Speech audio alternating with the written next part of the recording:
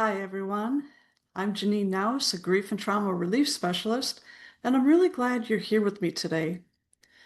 Each week in these healing step sessions, we slow things down just enough to understand what's happening beneath the surface without pressure, fixing, or forcing insight. And today I want to start by naming something many trauma survivors experience but rarely talk about. There are moments when life finally slows down, when the urgency eases, when nothing is immediately demanding your attention, and instead of feeling calm, your body tightens, your mind speeds up, and your chest feels uneasy. You feel restless, alert, or even on edge. So if you've ever thought, why do I feel worse when things finally get quiet? I want you to hear this clearly. You're not broken, and you are not doing rest wrong. When rest feels unsafe, it's often because your nervous system learned at some point that slowing down mattered, that staying alert protected you, that being ready helped you get through. And that moment, that movement, that productivity or usefulness were always your body that kept you safe, the parts of your body that kept you safe. So, when the external noise fades, the body doesn't automatically relax, it scans, it watches, it prepares. So, today's conversation is for you if you're slowing down, makes you more anxious instead of calm, or if rest brings guilt, discomfort, or unease. This isn't about forcing yourself to relax, and it's not about doing healing better. It's about understanding why your body responds this way so we can meet it with curiosity instead of pressure. And as we move through this together, I invite you to listen in whatever way feels most supportive for you. Now, you don't need to fix anything and you don't need to change how you're feeling. Just notice what lands and let that be enough for now. So let's begin by looking at what your nervous system actually learned and why rest can feel threatening after trauma. When we talk about rest feeling unsafe, it helps to understand what your nervous system learned, not what it's failing to do. After trauma, many people don't just remember events, their bodies remember states, being alert, being ready, being needed, being busy. And for a long time, staying active may have been what kept you safe, and doing something meant you were prepared, you were useful, you weren't caught off guard. So over time, your nervous system learned an important rule. Stillness equates risk. Movement equates protection. And that doesn't mean rest is dangerous. It means rest feels unfamiliar. So as you listen right now, I invite you to gently notice. No judgment, no fixing. Do you feel more regulated when you're busy than when you're still? You don't need to answer out loud. Just notice what your body says. And for many trauma survivors, slowing down removes distraction. And when distraction fades, sensations, emotions, or memories can arise. Not because something is wrong, but because your body finally has space to speak. So if anxiety shows up when you try to rest, it isn't a sign that rest is failing you. It's a sign that your nervous system is asking, is it safe now? And that question deserves patience, not pressure.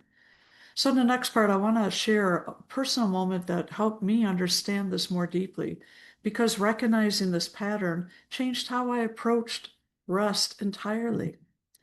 I want to share something personal because I know many of you will recognize yourself in it.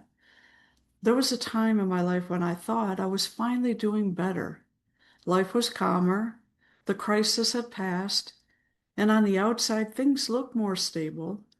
And yet, when I tried to slow down, I mean, really slow down, my body wouldn't cooperate. I'd sit down and suddenly feel restless. I'd try to rest, and my mind would race. If there was nothing that needed to be done, I felt uneasy about that, almost exposed. So I kept moving. I stayed productive. I stayed available. I stayed busy in ways that looked healthy, but felt exhausting underneath.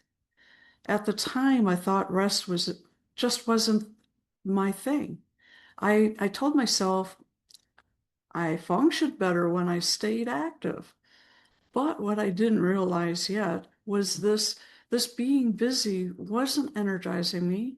It wasn't regulating me. My body had learned that doing something meant I was safe. And when I wasn't doing, my nervous system didn't know what to do with that space. So if this sounds familiar to you, if slowing down feels uncomfortable, guilt-inducing, or even anxiety provoking, I want you to hear this.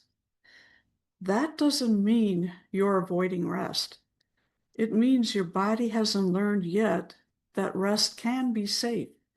And learning safety is not something you force, it's something you practice. And you do that gently. That realization changed how I approached healing completely. So instead of asking, why can't I relax? I started asking, what does my body need in order to feel safe enough to rest? And that question opens a very different door. In the moment, or in a moment, I'm gonna share a simple way you can begin exploring this for yourself without pushing, fixing, or forcing calm. Instead of asking yourself to rest, which can feel like too much, I want to invite you to try something gentler. You're not going to force calm. We're not going to push stillness, and we're simply getting curious. We're going to get curious about what your body believes rest means. Because for many trauma survivors, rest doesn't feel natural. It feels like risk. It feels like something is missing.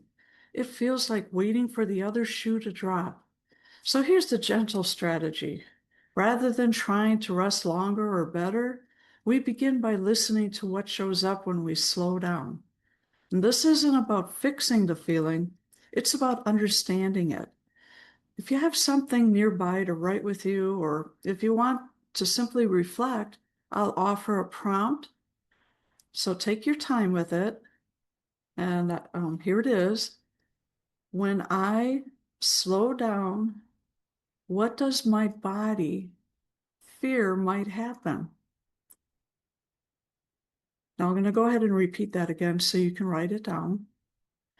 When I slow down, what does my body fear might happen? Now, you don't need to answer this perfectly, and you don't need a story or an explanation. One word is enough. A sensation is enough. Even if I don't know is information. So you might notice fear of losing control, fear of being needed, fear of memories or emotions surfacing, fear that rest means giving up. So whatever comes up or doesn't is welcome. This question isn't meant to make rest easier right away. It's meant to help your body feel heard. And feeling heard is often the first step toward feeling safe. Now, as we move toward the close of today's session, I want to share how you can continue this kind of support, both in community and one-on-one, without having to do it alone. Now, before we close today, I want to share something that's become an important part of how I support people, especially those who are beginning to slow down, but don't yet know or don't yet feel safe doing so. And it's called held space. See, held space grew naturally out of the work I do inside the transformation membership, Find Peace and Joy. And within the membership, many people shared that while the tools and teachings were helpful, what they needed most was a place to be with what they were feeling in real time, with care and presence. Held space is an added feature within the membership, created intentionally to offer that kind of live guided support. Held Space is a monthly 1 hour gathering and it's held on the fourth Wednesday of each month at 7 p.m. Eastern. It's not a class, it's not a coaching session, and it's not about having insight or knowing what to say. So I gently open a space by naming what many people are experiencing, often quietly. I might begin by saying something like, many of us have been holding a lot for a long time. Slowing down can feel unfamiliar, even unsafe. You don't have to explain yourself here. From there, the space opens. Where you're welcome to share if that feels right to you. You're welcome to listen. You're welcome to stay quiet, to journal, or keep your camera off. There's no crosstalk, no advice giving, no pressure to go deeper than your body allows. And I facilitate the space so it stays grounded, respectful, and emotionally safe. And you don't have to come knowing what you'll say, and you don't have to open up at all. You're invited to show up exactly as you are and let that be enough. And if you're noticing today that what's coming up for you feels personal, something you'd like support with one-on-one, I want to share one more option. So if today's conversation resonated with you, especially if you're realizing that rest has felt unsafe for a long time, there's a gentle next step available, and it's called the Healing Clarity Session. So this is a free 30-minute one-on-one coaching session where we slow things down and focus on just one area of your life that feels tender, confusing, or even stuck. Together, we move through three simple supportive steps. First, we'll identify. Now, we're going to gently identify where rest or slowing down feels uncomfortable right now. And then we'll go ahead and uncover. We're going to explore what your body or beliefs might still be holding on to, often something that once kept you safe. And then finally, discover. You'll leave with one clear, compassionate next step, something doable that supports your nervous system instead of overwhelming it. This isn't a pressured call. There's no fixing, diagnosing, or forcing insight. It's simply a space where you don't have to carry everything alone and where clarity can begin to emerge, one gentle step at a time. Now, if this feels like the right next step for you, then you can schedule your healing clarity session using the link below. And if it doesn't, that's okay too. You're still welcome here. You're still healing and you're allowed to move at your own pace. See, rest doesn't mean stopping. It means your body is learning it doesn't have to brace anymore. I want to thank you all for joining me here today, and I hope you have a wonderful day. Thank you.